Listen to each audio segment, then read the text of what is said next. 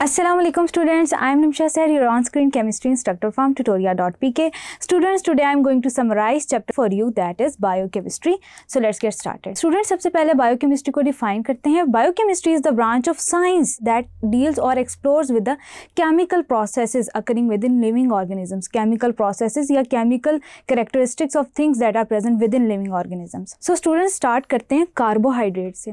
Carbohydrates को अगर मैं केमिकली डिफाइन करूं तो दे आर पॉलीहाइड्रोक्सी एल्डिहाइड्स और कीटोन्स, यानी कि एल्डिहाइड्स और कीटोन फंक्शनल ग्रुप कार्बोहाइड्रेट्स में प्रेजेंट होते हैं. Carbohydrates can be monosaccharides, oligosaccharides या पॉलीसैकेराइड्स.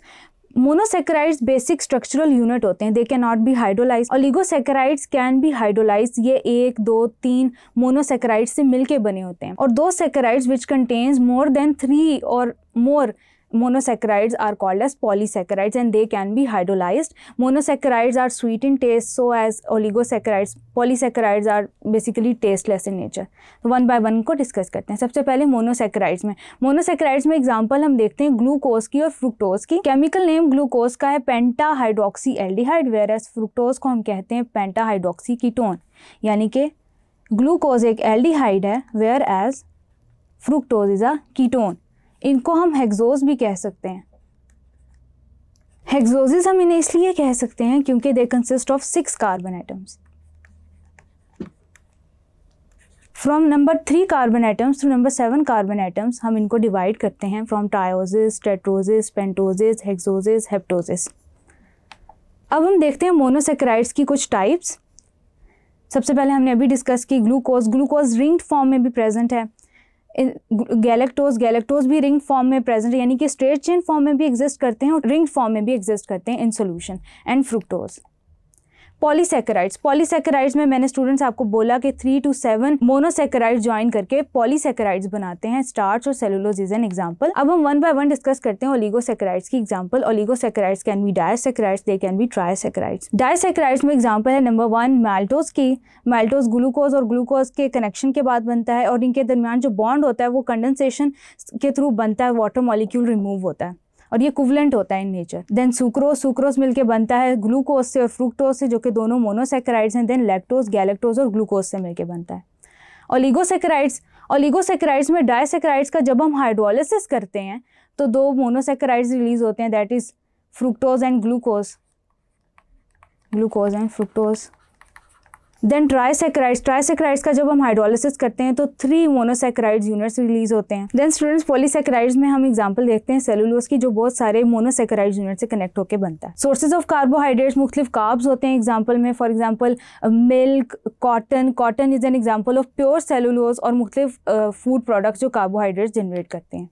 देन यूजेस में सुक्रोज है, सुक्रोज जो कि हम टेबल शुगर में यूज़ करते हैं. देन ग्लाइकोजन स्टोर करता है ग्लूकोज को, कार्बोहाइड्रेट्स को स्टोर करता है. देन डेक्स्ट्रिन जो हम बेकरी प्रोडक्ट्स में यूज़ करते हैं. वुड में बेसिकली कंपोज होते हैं कार्बोहाइड्रेट्स से. Then cellulose itself is an example of carbohydrates. Moving forward students, हम डिस्कस करते हैं कि प्रोटीन क्या होते हैं. Proteins are complex nitrogenous substances that produce amino acids on complete hydrolysis, यानी कि अमाइनो एसिड सब यूनिट्स जब एक दूसरे से ज्वाइन करते हैं तो ये मिलके प्रोटीन्स बनाते हैं. Proteins high molecular weight polymers होते हैं, यानी कि बहुत सारे अबाउट 10,000 ऑफ अमाइनो एसिड अगर आपस में कनेक्ट करेंगे तो ये एक प्रोटीन मॉलिक्यूल बनाएंगे. फॉर एग्जांपल इंसुलिन आप देख सकते हैं. और ह्यूमन बॉडी में डिफरेंट तरह के प्रोटीन्स हैं जो कि मुख्तलिफ सब यूनिट्स से मिलकर अटैच होते हैं. मुख्तलिफ अरेंजमेंट ऑफ सब यूनिट्स, यानी कि मुख्तलिफ अरेंजमेंट्स ऑफ अमाइनो एसिड से मिलकर बनते हैं. देन हम डिस्कस करते हैं अमाइनो एसिड्स को. अमाइनो एसिड बिल्डिंग ब्लॉक्स होते हैं प्रोटीन की. 20 अमाइनो एसिड्स प्रेजेंट होते हैं प्रोटीन सिंथेसिस में, जिनमें से 10 एसेंशियल होते हैं और 10 नॉन एसेंशियल होते हैं. एसेंशियल वो होते हैं जो हमारी बॉडी प्रोड्यूस नहीं करती और नॉन एसेंशियल अमाइनो एसिड्स वो होते हैं जो हमारी बॉडी के अंदर प्रेजेंट होते हैं naturally. Structure of amino acid देखते हैं. आप स्टूडेंट्स देख सकते हैं कि amino acid consist of amine group, amine group होता है. Then amino acid consist of acid कहाँ से आता है? कार्बोक्सिलिक एसिड ग्रुप से, जिसको हमने लास्ट चैप्टर में डिस्कस भी किया था. देन कोई भी आर ग्रुप अटैच होता है इस मेन कार्बन के साथ. देन कोई भी अल्काइल ग्रुप इस कार्बन के साथ अटैच होता है जो फर्दर चेन को इंक्रीज या डिक्रीज करता है, जिसकी वजह से मुख्तलिफ क्लासिफिकेशन आती हैं अमाइनो एसिड्स की. देन लिंकेज डिस्कस करते हैं। दो अमाइनो एसिड एक वाटर मॉलिक्यूल्स रिलीज करके कंडेंसेशन प्रोडक्ट बनाते हैं जिसको हम डाईपेप्टाइड भी कह सकते हैं। Dipeptide as a result a molecule of water is eliminated, और इस बॉन्ड को जो दो अमाइनो एसिड्स के दरमियान बनता है उसको हम पेप्टाइड बॉन्ड कहते हैं। क्लासिफिकेशन देखते हैं स्टूडेंट्स प्रोटीन्स की। Proteins can be simple, they can B conjugated, they can B derived protein. Simple proteins वो होते हैं जो सिंपली अमाइनो एसिड्स के कनेक्शन से मिलके बने होते हैं। कॉन्जुगेटेड प्रोटीन्स वो होते हैं जिनके अंदर एक नॉन प्रोटीन पार्ट भी प्रेजेंट होता है, like prosthetic group. Derive protein simple और कॉन्जुगेट दोनों से मिलके बने होते हैं। सिंपल प्रोटीन्स में एग्जांपल है एल्बुमिन की, ग्लोबुलिन्स की, हिस्टोन्स की। कॉन्जुगेटेड में एग्जांपल है न्यूक्लियोप्रोटीन्स की जिनमें डीएनए और आरएनए आ जाते हैं, म्यूकोप्रोटीन्स, ग्लाइकोप्रोटीन्स। डिराइव प्रोटीन्स में एग्जांपल आती है पेप्टोन्स की, प्रोटियोसिस की और पेप्टाइड्स की। देन स्टूडेंट्स अब हम स्ट्रक्चर थोड़ा सा डिस्कस करते हैं प्रोटीन्स का। Proteins can be primary in nature. जो स्ट्रक्चर आप देख रहे हैं स्टूडेंट्स, ये प्राइमरी स्ट्रक्चर यानी कि स्ट्रेट चेन स्ट्रक्चर है जिनमें सिंपल अमाइनो एसिड एक दूसरे से कनेक्टेड हैं। अगर यही प्राइमरी चेन थोड़ी सी ट्विस्ट हो जाए और हाइड्रोजन बॉन्ड से एक दूसरे से कनेक्ट हो जाए तो ये थोड़ी सी जिगजैग शेप ले लेती है। ये जिगजैग स्ट्रक्चर सेकेंडरी स्ट्रक्चर कहलाता है, सेकेंडरी। देन ये सेकेंडरी स्ट्रक्चर अगर ट्विस्ट और फोल्ड हो जाए, हाइड्रोजन बॉन्ड्स बना ले, तो ये टर्शरी फॉर्म ले लेता है। For example in the case of beta pleated sheet जिसको आपने बायोलॉजी में भी डिस्कस किया होगा। देन अगर यही टर्शरी स्ट्रक्चर आपस में मजीद फोल्ड करे, हाइड्रोफोबिक और हाइड्रोफिलिक पोर्शंस अपने अलहदा कर ले, डाइसल्फाइड बॉन्ड्स बना ले, सॉल्ट ब्रिजेस क्रिएट कर ले, तो क्वाटनरी फॉर्म ले लेता है which is the most complex form. Quaternary structure में अगर हम डिस्कस करें तो हीमोग्लोबिन का क्वाटनरी स्ट्रक्चर होता है। सोर्सेज क्या होती हैं प्रोटीन्स की? मीट, फिश, एग्स, पल्सेस, चीज़, बीन्स वगैरह। इंपॉर्टेंस, प्रोटीन्स की इंपॉर्टेंस का अंदाज़ा हम इस तरह से लगा सकते हैं कि सबसे important protein haemoglobin. Haemoglobin oxygen carry करता है आपके ब्लड में। उसके अलावा formation of protoplasm with in the cell. Enzymes, enzymes are protein in nature by and large. Antibodies भी प्रोटीन इन नेचर होती हैं। देन प्लास्टिक्स, सोयाबीन से एक्सट्रैक्ट होते हैं जो प्रोटीन्स, वो प्लास्टिक फॉर्मेशन में हेल्प आउट करते हैं। इनहेरिटेंस में प्रोटीन्स का रोल होता है in the form of nucleoproteins. Nucleoproteins में डीएनए और आरएनए आते हैं जो कि इन्फॉर्मेशन कैरी करते हैं for protein synthesis. Then casein और हार्मोन्स भी प्रोटीन इन नेचर होते हैं। देन स्टूडेंट्स अब हम डिस्कस करते हैं एंजाइम्स को। एंजाइम्स क्या होते हैं? एंजाइम्स होते हैं बायोलॉजिकल कैटलिस्ट। बायोलॉजिकल कैटलिस्ट का काम क्या होता है कि ये आपकी बॉडी में किसी भी रिएक्शन को स्पीड अप कर देते हैं। ये कैटलिस्ट ज़्यादातर प्रोटीन होते हैं in nature, they are specialised protein in nature. अब डिस्कस करते हैं कि एंजाइम्स कौन से रिएक्शंस को गवर्न करते हैं या कौन से सेट ऑफ केमिकल रिएक्शंस को देखते हैं। दो तरह के रिएक्शन है। मेटाबॉलिज्म वो तमाम केमिकल रिएक्शन हैं जो आपकी बॉडी में हो रहे होते हैं। अब उसमें ब्रेक डाउन भी हो रहा होता है, फॉर्मेशन भी हो रही होती है। वो मेटाबॉलिक रिएक्शंस जिनमें फॉर्मेशन होती है बिगर मॉलिक्यूल्स की या बिगर एनर्जेटिक मॉलिक्यूल्स की फॉर्मेशन होती है उसको हम एनाबॉलिज्म कहते हैं। डायग्राम में आप देख सकते हैं कि कैसे स्मॉल मॉलिक्यूल्स मिलके एक लार्ज मॉलिक्यूल बना रहे हैं और एनर्जी यूज़ करके। Catabolism, catabolism is basically the break down of larger molecules into smaller ones, thereby releasing energy. Enzyme catalysis के लिए एंजाइम के लिए हम इक्वेशन देख लेते हैं और ये देखते हैं कि एंजाइम सबस्ट्रेट कॉम्प्लेक्स कैसे बनता है। एंजाइम ने जब भी कोई रिएक्शन कैटलाइज करना होता है तो उसके साथ जो रिएक्टेंट होता है, इन अदर टर्म्स हम केमिस्ट्री की टर्म्स में इसको रिएक्टेंट भी बोल सकते हैं। रिएक्टेंट या सबस्ट्रेट एंजाइम के साथ जुड़ता है। एंजाइम सबस्ट्रेट या एंजाइम रिएक्टेंट कॉम्प्लेक्स बनाता है। एंजाइम सबस्ट्रेट या एंजाइम रिएक्टेंट कॉम्प्लेक्स बनाता है। Then enzyme catalyses the specific reaction. वो स्पेसिफिक रिएक्शन जब होता है तो सबस्ट्रेट को प्रोडक्ट में कन्वर्ट कर देता है और खुद अनयूज रहता है eight the end of reaction, यानी कि उसकी एंजाइम की नेचर चेंज नहीं होती।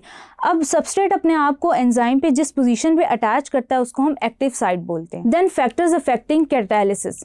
एंजाइम कैटालिसिस को कुछ फैक्टर्स अफेक्ट करते हैं, that is temperature, substrate concentration और पीएच।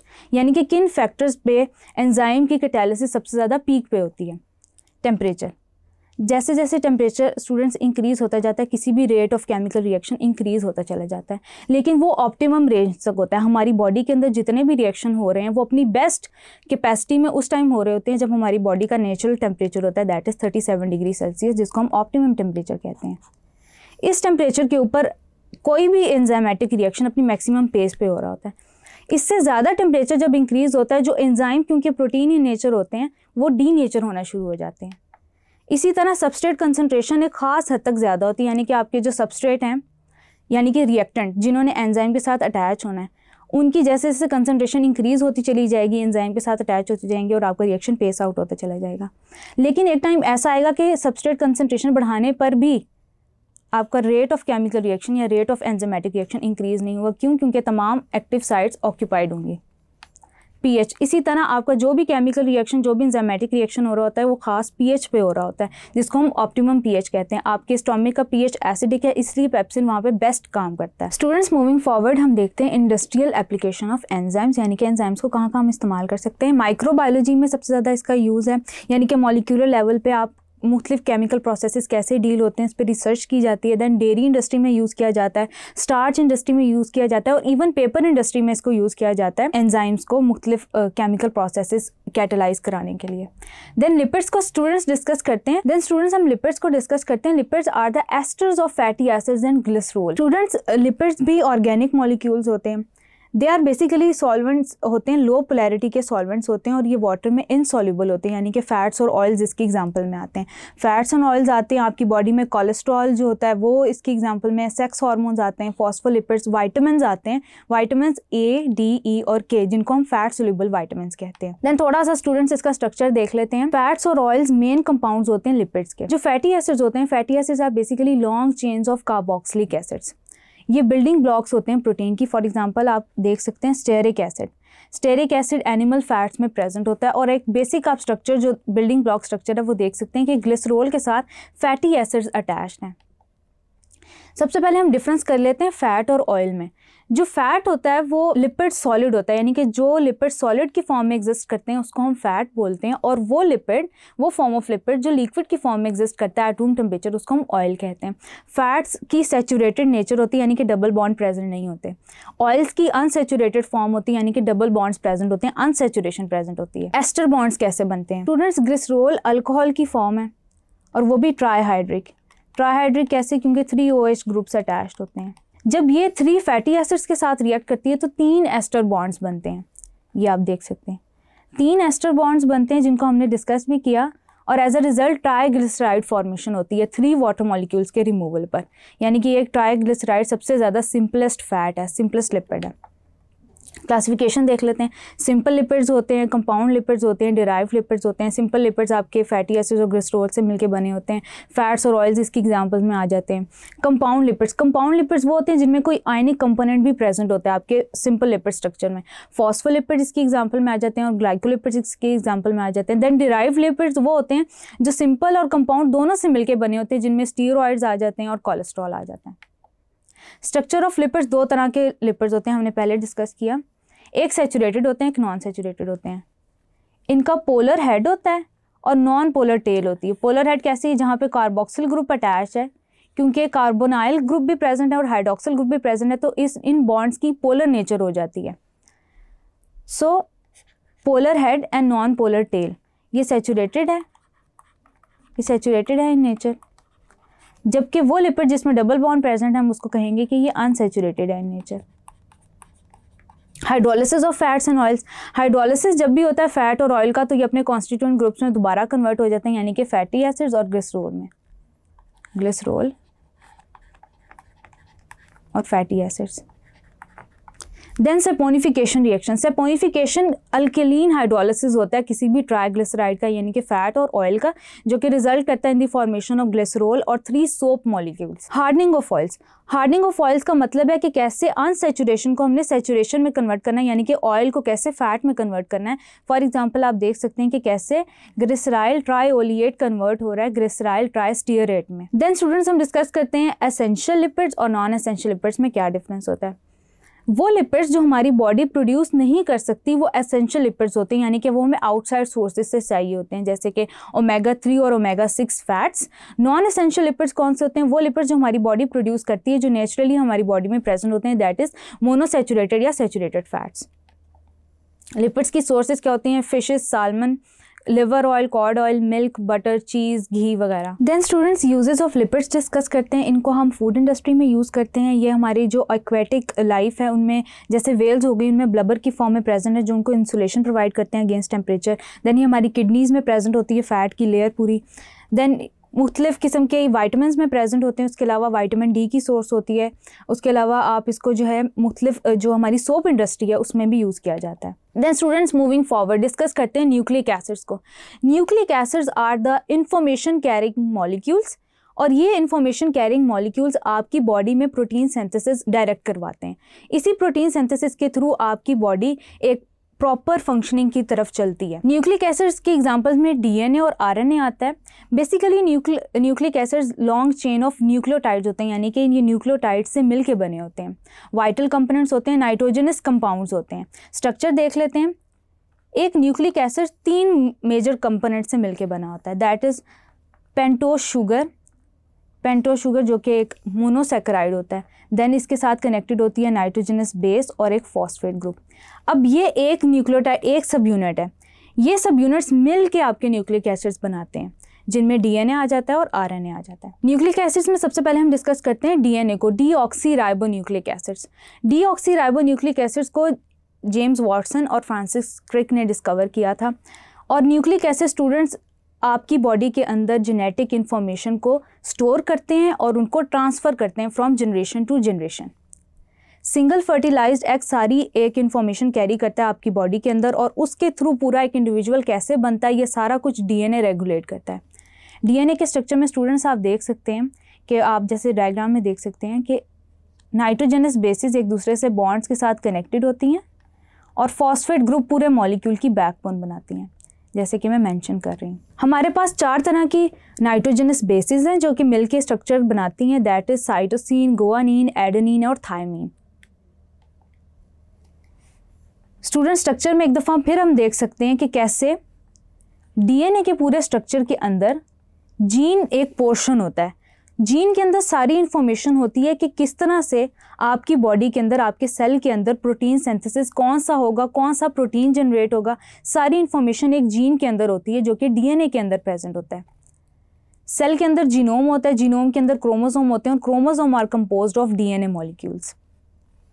स्ट्रक्चर में आप देख सकते हैं कि एडेनिन और गुआनिन डबल रिंग स्ट्रक्चर होते हैं, जबकि साइटोसिन और थायमीन सिंगल रिंग स्ट्रक्चर होते हैं। अब स्टूडेंट्स इस डायग्राम में आपको ज़्यादा खुल के स्ट्रक्चर नज़र आ रहा है कि कैसे बेस कनेक्टेड है डीऑक्सीराइबोज या राइबोज शुगर में। डीऑक्सीराइबोज का मतलब है कि इस पोजीशन पे कार्बन नंबर 3 की पोजीशन पे एक हाइड्रोक्सिल ग्रुप जो है वो प्रेजेंट नहीं होगा, उसकी जगह हाइड्रोजन होगा, जिसकी वजह से हम उसको डीऑक्सीराइबोज कहते हैं, जबकि राइबोज में वो प्रेजेंट होगा।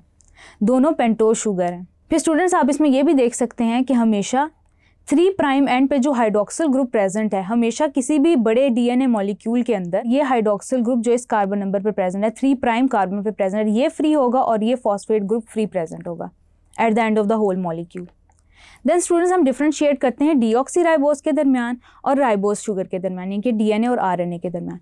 डीएनए डबल स्टैंडर्ड मॉलिक्यूल है, जबकि आरएनए सिंगल स्टैंडर्ड मॉलिक्यूल है। डीएनए के अंदर इंफॉर्मेशन प्रेजेंट होती है for the production of proteins, जबकि RNA is responsible for the synthesis of proteins, यानी कि प्रोटीन सिंथेसिस कैसे कंडक्ट करवाना है उसके लिए आरएनए रिस्पॉन्सिबल होता है। Then students moving forward minerals को डिस्कस करते हैं। मिनरल्स वो सॉलिड सब्सटेंसेस हैं जो कि नेचुरली प्रेजेंट होते हैं, जो कि मुख्तलिफ ऑर्गेनिक और इनऑर्गेनिक कंपाउंड से मिलके बनते हैं। अब मिनरल्स जो हमारी बॉडी में प्रेजेंट हैं वो मेजर होते हैं, माइनर होते हैं और ट्रेस होते हैं। मेजर में सबसे ज़्यादा कंसनट्रेशन में प्रेजेंट होती है oxygen, that is 65%, carbon 18% present होता है, हाइड्रोजन 10% प्रेजेंट होता है। यह हमारी बॉडी का 99% कॉन्स्टिट्यूट करते हैं।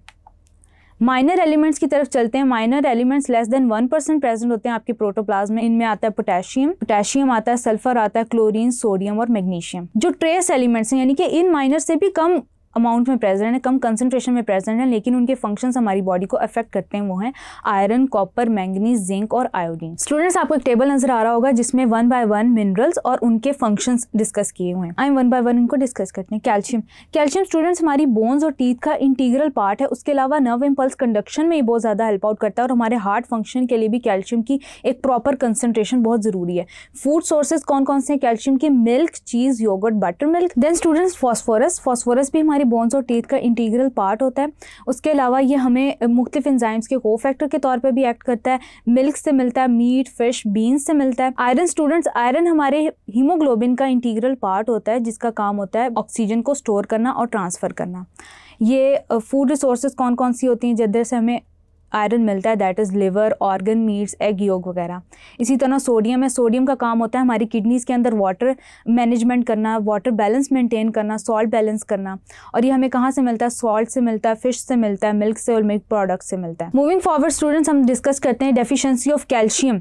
Deficiency of calcium weak bones result करती है, विटामिन डी की डेफिशिएंसी हो जाती है जिसकी वजह से ऑस्टियोपोरोसिस और ऑस्टियोमेल्शिया जैसे डिजीजेज होते हैं। लाइक डेफिशिएंसी ऑफ कैल्शियम जो है वो आपकी बोन्स को वीक कर लेता है, अल्टीमेटली विटामिन डी डेफिशिएंसी की तरफ चला जाता है जिसकी वजह से ऑस्टियोपोरोसिस या ऑस्टियोमेल्शिया भी हो सकता है, पुअर ग्रोथ हो सकती है। इसके अलावा deficiency of phosphorus results in fatigue, extreme fatigue होती है, नर्व इम्पल्सिस को ये वीक कर देती है जिसकी वजह से मेंटल रिटार्डेशन भी हो सकती है। इसी तरह zinc deficiency is directly related to mental abilities. So students, that's all for today.